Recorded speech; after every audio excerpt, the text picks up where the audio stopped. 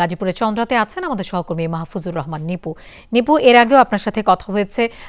ঈদের সময় চন্দ্রাতে যে চিরচেনা রূপ থাকে, গাড়ির দীর্ঘ যানজট থাকে, সেটি কিন্তু ছিল না। এর আগের খবরে আপনার সাথে কথা হয়েছে, দেখেছি।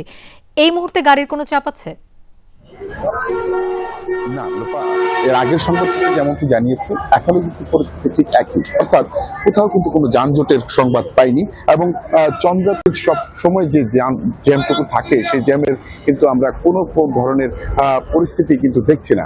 এরপরেও কিন্তু আইন শৃঙ্খলা রক্ষাকারী বাহিনী, সেনাবাহিনী তারা কিন্তু রয়েছে প্রতিটি গুরুত্বপূর্ণ পয়েন্টে, যাতে করে নতুন করে কোনো ধরনের জটলা সৃষ্টি না হয়, এই জন্য কিন্তু তারা রয়েছেন। আপনি দেখতে পাচ্ছেন যে সড়কটি একেবারে ফাঁকা সড়ক, দু চারটি গাড়ি দাঁড়িয়ে আছে যাত্রীর অপেক্ষায়। অন্যান্য সময় কিন্তু আমরা দেখেছি যে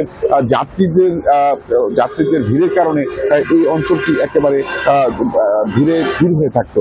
এখন কিন্তু তেমনটি নয়, এখন আমরা দেখেছি যাত্রীর অপেক্ষা করছে যানবাহনগুলো। তবে গতকালকে যে একটি অভিযোগ ছিল যে অতিরিক্ত ভাড়া হাঁকানোর বা অতিরিক্ত ভাড়া চাওয়ার, আজকে কিন্তু তেমন অভিযোগও পাচ্ছে না। পরিবহন শ্রমিকরা যেটা বলছেন যে আজকে যাত্রী এখন পর্যন্ত কম পাওয়ায় তারা যে নির্ধারিত ভাড়া, সেই নির্ধারিত ভাড়াই কিন্তু তারা তাদের গন্তব্যে যাচ্ছে, এমনটি কিন্তু আমরা দেখেছি।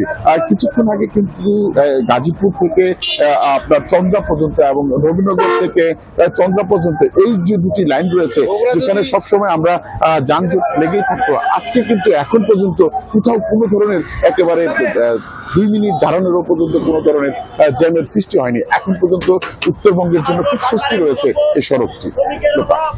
নিপু, আপনাকে ধন্যবাদ আমাদের সাথে যোগ দেওয়ার জন্য।